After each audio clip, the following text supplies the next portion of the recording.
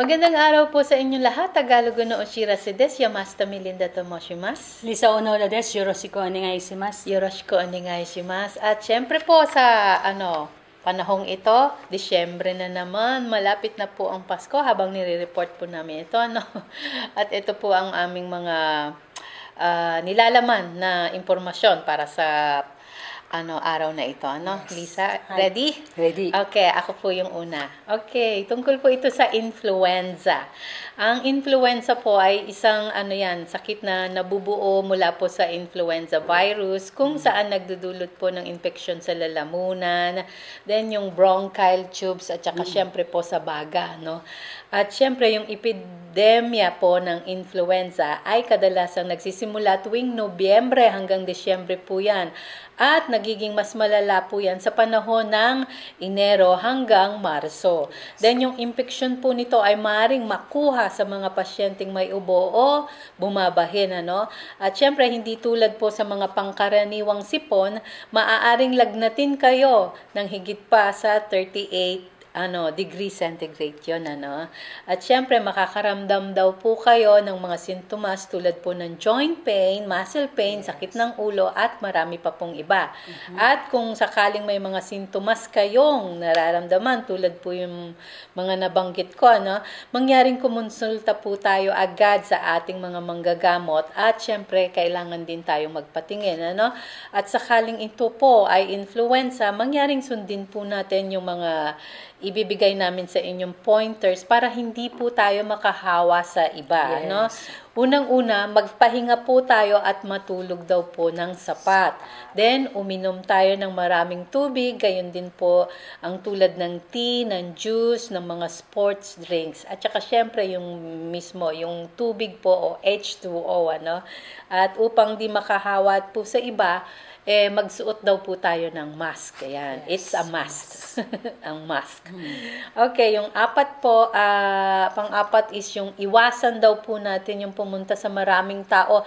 Tulad po yan sa mga downtown, Huwag daw tayong magpilit din na pumasok sa school o sa mga trabaho just in case meron po tayong influenza, At syempre, upang maprotektahan po tayo sa influenza, mainam na rin po na magpabakuna po tayo laban sa influenza taon-taon, lalo na po yan sa mga bata at saka dun sa may mga edad po, aray, okay.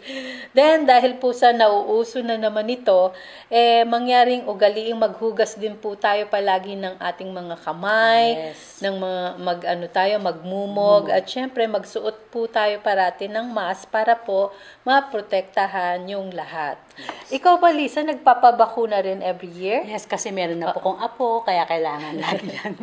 Okay. Ayun po. So, advisable po talaga yung magpabakuna tayo just in case, para Totoo po yan. Para maprotektahan tayo laban sa influenza. At para po sa iba pa nating mga information, Lisa, anong meron naman sa'yo? Ito po tungkol sa employment matching para sa mga dayuhan na nais magtrabaho po ng full-time. Okay. Ang Shizuoka International Association, ito po yung SIR, ay nagsimulang tumulong daw po sa mga dayuhan na nagnais magtrabaho ng mahabang panahon o permanente sa pamamagitan po ng employment matching o pagtutugma ng mga trabaho sa iba-ibang kumpanya. Para po sa mga dayuhan ay dayuhang may walang paghihigpit sa trabaho sa kanilang mga residence card ay maaari makapagtrabaho tulad po sa mga factory lines, drivers, warehouse, general office worker at sa mga iba pa, Kailangan daw po marunong lamang ng pang-araw-araw na Japanese. Kung interesado daw kayo ay mag-apply ay mangyari magdala lang po kayo ng mga job application form sa Shizuoka International Association. At ipakikilala kayo sa kumpanya na nararapat sa inyong sakali mang pumasa kayo sa mga screening. Bago kayo ilalim po sa interview ng kumpanya, ay tuturuan naman daw kayo na gumawa ng resume sa pamamaraan po ng manner na dapat gawin sa interview. Sakali mang makapasok kayo sa kumpanya sa panahon ng trial period, ay tuturuan naman kayo ng tagapayo ng mga hindi pa magaling mag-Japanese at mga hindi maintindihan ang pagtatrabaho. Sakali man kayo magiging full-time at di katulad mo ng mga dispatcher o mawawalan ng mga limitasyon na panahon na pagtatrabaho, ay magkakaroon daw kayo ng mga annual salary increase at saka bonus. Kailangan din ninyo pumasok sa social insurance at meron din pong kumpanya na nagbibigay sila ng retirement allowances. Correct. Para sa mga ibang impormasyon, makipag-ugnayan po kayo sa Shizuoka International Association. May telepono po silang 054-202-3411. Meron din po silang homepage at mga job application po na nakaano po sa ating harapan sa screen. Okay, nandito po siya nakasulat, ano? Apo. Okay, magandang chance din yan, ano, Yes, Lisa, totoo kasi, yan. aside from Hello Work, meron pa silang another option ngayon, yung sa SIR At talagang na, para sa mga katulad sa natin. mga dayuhan talaga, oo. Ayan, hahanapan po tayo ng trabaho just in case, ano? At kung interesado kayo, gamitin lang po ninyo yung kanilang, SIR. sa SIR po tayo makipag-ugnayan. Ayan. Okay, at another information here, tungkol po ito sa pagdiriwang ng Setsubun.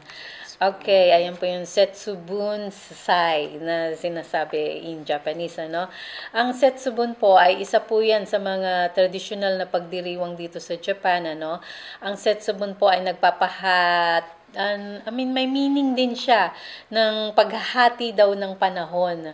For example, yung panahon nga ng taglamig, pag nandiyan na yung Setsubun, yan na yung panahon ng tagsibol o yung spring. Ayan. Ito rin po ay ipinagdiriwang tuwing ika-3 ng Pebrero sa pamamagitan po ng paghahagis ng soybeans o ng fukumame. Sa loob yan at saka sa labas ng pamamahay. Hindi lang actually sa bahay, kahit sa mga ibang opisina, ginagawa rin po yan, o sa mga ibang schools. At habang naghahagis sila ng mga fukumame o ng soybeans, sumisigaw sila ng Oniwa Soto Fukuwa Uchi. That means bad luck outside, good luck inside. Yan po ang meaning nila. It's a tradition po, At syempre, kasama rin po sa tradition, yung pagkain daw po ng beans, bata yan sa bilang ng edad natin. Upang natili daw tayong maging malusog sa buong taon. Ako ginagawa ko to as a tradition lang po, Then, may mga temple din po at shrine ang nagdiriwang po ng Setsubun Festival o Throwing Beans Festival. Nung kanatsukashi din ito nung maliit pa yung mga anak dalaga ko. Oo. Okay. So, narito po yung mga ilang shrine naman dito sa Shizuoka City na nagdiriwang ng Setsubun tuwing February 3, Unahin ko na yung sa Shizuoka Sengen Shrine. Nandyan po yan sa Miyagasaki-cho, dito sa Aoi District. Mag-start po sila ng 3:30. Then, yung mga activities doon is actually, meron daw 15,000 na bags. About yun, Mayroon mga bags ng mga fukumame at saka yung mochi, rice, cake yun, At saka yung traditional na sweets, yung kanilang ipamimigay o ipapaagaw. Ayan.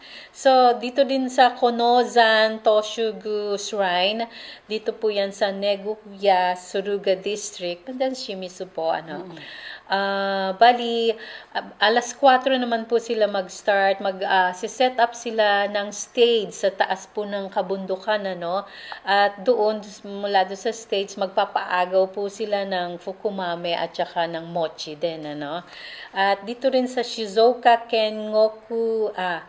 Kengoku Shrine, bali sa Yunoki, Aoi District po yan. Alas 3 naman po yung pagpapaagaw nila. Meron din silang platform na isiset sa harapan mismo nung hall, Tapos magpapaagaw nga po sila ng mga mandarin oranges, yung mga sweets, at saka yung mga mane, peanuts, at saka pukumame na rin po. Ayan. So, isang beses po yan sa isang taon lamang yung tradisyon na yan, yung Setsubun. Kaya, why not? I-experience po natin ito, just in case. Okay. So, if you are interested, yung mga nabanggit ko sa inyong shrines, puntahan lang po ninyo. February 3 February po 3. yan. Okay. At para po sa iba pa nating mga impormasyon, tungkol naman po ito sa paghahanda natin sa Nangkai Turafu Massive Earthquake o yung tinatawag nating Nangkai Turafu Kyodai Jishin Tsunaite 1-point advice po yan. At syempre, ibibigay naman po sa inyo yan ni Liza. Yes, salamat po Melinda. Oh, Ito yes. po tungkol sa paghahanda sa kalamidad na kailangan pag-usapan daw po ng pamilya. Kazuko de Hanashi Ao. Hindi natin alam kung kailan darating ang kalamidad tulad po ng lindol. Sakalin daw magkalindol, hindi natin masasabing kasama natin sa panahon ng iyong mga pamilya, no? Sakali mang magkaroon daw ng malaking lindol, mas nakakabuti na alam natin kung ligtas ang bawat isa sa pamilya. Kaya bago pa lang daw maganap, ito ay kailangan pag-usapan ng buong pamilya ang mga dapat gawin sakalin daw po magkalindol para sa kapakanan ng lahat. At mas mainam na itala o gumawa ng note na napag-usapan ang gagawin at ilagay sa wallet o bagay na palaging dinadala, no? Importante Importante yan. talaga yon, no? Yeah. At una daw, kailangan pag-usapan kung sino ang titingin sa mga bata at may edad sa pamilya. At maghanda daw po ng mga emergency na gamit, na dadalhin na gamit sakalin daw po mag-i-evacuate. At alamin ang lalagyan daw po ng mga fire extinguisher at paano ito gamitin. Ano? Syempre, oo. At mag-aral daw po sa pamamaraan ng first aid. At sakalin daw pong lumindol, hindi natin tiyak kung makakasama ang buong pamilya. Sakalin daw hindi makasama sa pagkakataon ng lindol, mainam na alamin natin kung anong dapat pag-usapan daw kung paano kayo mag-contact sa isa't isa. Yeah. Pag-aralan daw po ang paggamit ng Saigayo Dengon Dial. Ito po yung 171 o Saigayo Dengon Ban Service sa cellphone o sa PHS. Yeah. Ito pa yung mensahe sa oras ng kalamidad sa pamamagitan po ng telepono o message board. At alamin ng inyong mga evacuation center, alamin ang daan ang mag-ensayong pumunta sa evacuation center sa pang-araw man o paggabi. O gabi, no? Kung may lindol, mas madaling makontak ang mga nasa malayong lugar mula sa nasalantang lugar. Mangyaring gumawa daw po tayo ng listahan ng kamag-anak o kaibigan sa malayong lugar sa inyo. At ihirehistro po ito sa inyong mga telepono at ipaalam sa kanila bago pa lamang lumindol. Ano? Yeah. At isa pa, ito po ang kailangan natin, mas mainam na pagsama-samahin daw po natin yung mga mahalagang impormasyon. Tulad po ng passport number po natin, license card number, car registration number, seal or income registration, pension number, credit card number, siyempre yung bank account number, security number o insurance, damage insurance, car insurance, and contact number na insurance ng kumpanya at mga marami pa pong iba. Oo.